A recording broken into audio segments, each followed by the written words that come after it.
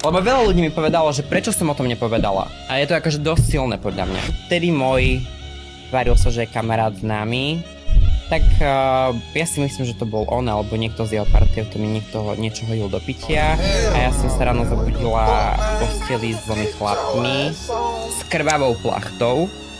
A čo čakáš, keď ťa dva chlapí že akože podľa mňa krvavá plachta je absolútne primeraná. S krvavou plachtou. Nechcem vedieť, čo všetko sa udialo v noci a potom ten akože môj známy kamarát, s ktorým sa už nebavím, tak mi vtedy oznámil, ty si to chcela.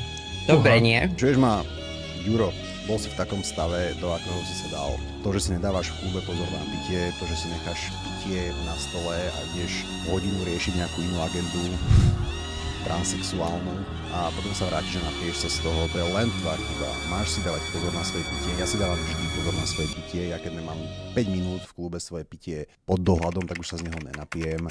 Zober za seba zodpovednosť a prestaň plakať.